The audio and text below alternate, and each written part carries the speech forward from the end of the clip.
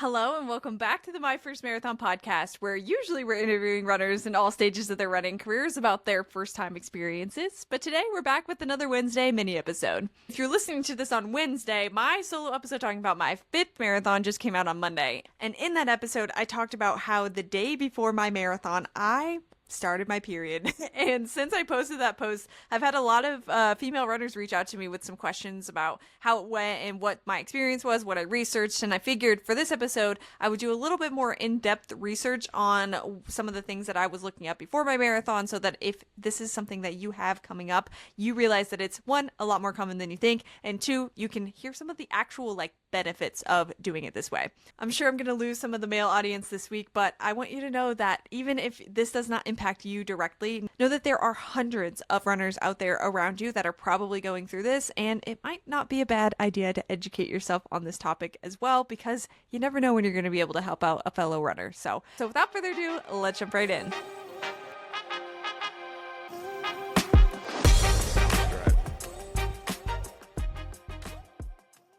Okay, so here's what happened for my marathon. I ended up starting my period the day before my marathon. And if you have a uterus, you know that the second day of your period tends to be the most painful and tends to be your heaviest flow. So to say that I was freaking out about being on that day of my period, the day of my marathon, was an understatement. I thought that it was going to be something that would completely derail my goals. I don't know why, but I just assumed that it wasn't a very common thing for it to line up perfectly like this and run a marathon on day 2 of your period.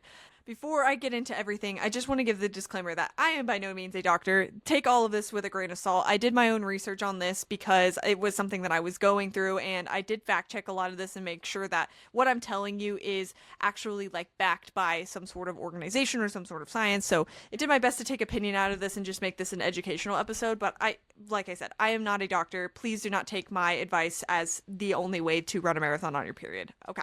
That being said, we're going to start with a crucial kind of physical benefit of running a marathon on your period, which is the power of just normalizing it. One of the most powerful aspects of seeing athletes run a marathon while menstruating is the act of breaking down this stigma. Like I said, I don't know why, but I just assumed that this didn't happen to very many people. For a really long time, a lot of articles around women-specific marathon training kind of ignored a massive elephant in the room, which was the menstrual cycle. So when an athlete I guess myself and you moving forward can acknowledge and manage their period during a high stakes event, it sends a clear message that this is normal, it's a natural part of being a female athlete, and it is not a barrier. Also think about your audience. If you're encouraging young girls and women to feel less ashamed and more empowered to discuss how their hormones affect training. So ultimately, this conversation leads to better coaching, better support, and better performance for everybody. So that's the first thing, is we got to take the stigma off of talking about something like this.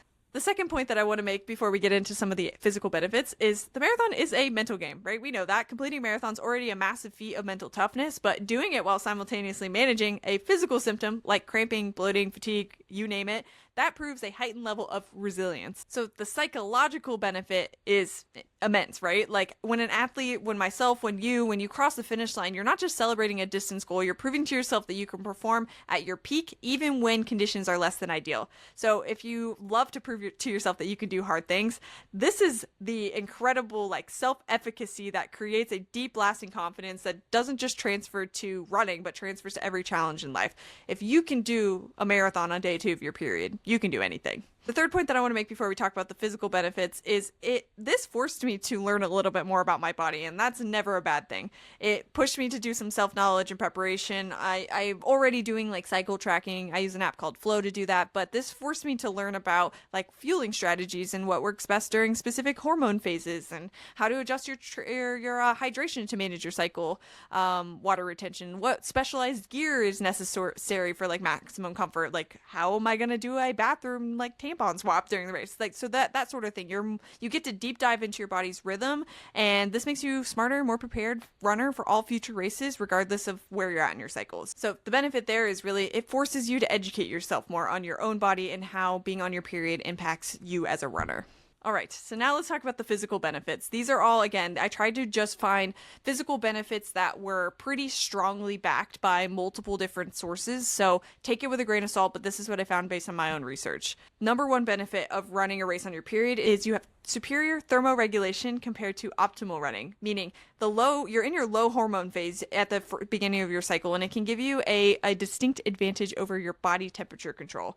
When the hormone progesterone is high, usually during like the week before your period, it increases your baseline core's body temperature up to 1 degree Celsius. That makes running in the heat, or even just for a long time, feel much harder because your body's already fighting an internal fever, basically. So when progesterone drops to its lowest level during your period, your core temperature is lower, and therefore you're more efficient at cooling yourself off through sweat. So this can reduce overall like cardiovascular strain and make it easier to maintain a pace, especially later in the race in warmer conditions, which if you listen to my episode, this is the fastest that I've ever been able to finish a marathon. So I could definitely see this playing into it. The second physical advantage that I researched was had to do with enhanced like glycogen conservation, or fat utilization is what I kept reading about, which is key for a marathon. So their low levels of both estrogen and progesterone during your period are thought to allow your body to be slightly more effective at using your fat as a fuel source. This is obviously very helpful for marathon because it helps you conserve your muscle glycogen stores. I'm tripping over my words because these are words that I don't normally use, but it's basically your like limited carb fuel for later in the race. So the effect is subtle usually, but any small increase in fat oxidation means that you can spare all of that like glycogen and help you delay the onset of like hitting a wall. So basically you are physiologically at a better fat burning machine during this phase. I definitely saw this come true in my race because I didn't hit the wall on this race. I didn't hit the mental wall. I didn't really hit a physical wall. So I could see this definitely playing into my race. And then the third physiological benefit that I researched was reduced fluid and cardiovascular strain, meaning that like the high levels of hormones in your late luteal phase can cause a measurable drop in blood plasma volume, which is often what causes that like bloated feeling right before you start your period, and also can make you feel dehydrated. So when blood plasma volume is low, your blood is thicker, which increases your heart rate and makes your cardiovascular system work harder to deliver oxygen to your muscles. When your estrogen and progesterone are at their lowest on your period, your body is not under the strain. So this supports better fluid balance and plasma volume, which results in less cardiovascular stress and makes your effort feel more sustainable over 26.2 miles. Again, I definitely felt this in my race. I felt like I didn't really hit a mental wall or physical wall, and it made my effort feel more like I was able to push for a lot longer than I normally would be able to push, I felt like. So I know I've said it a couple of times, but I do want to emphasize one more time that please, I am not a medical expert. This is all things that I researched, and because I posted about it, I was getting a lot of questions about it. So I figured I would compile some of the things that I researched that seem to be very strongly backed by science and some credible sources, and compile it into an episode for you so that you are encouraged to go do your own research, and so that you don't feel the stigma around running on your period and it being a hindrance to you. It can actually, sounds like, can be a superpower in a marathon. Thank you so much for tuning into another episode. I hope this was helpful. We will see you next week.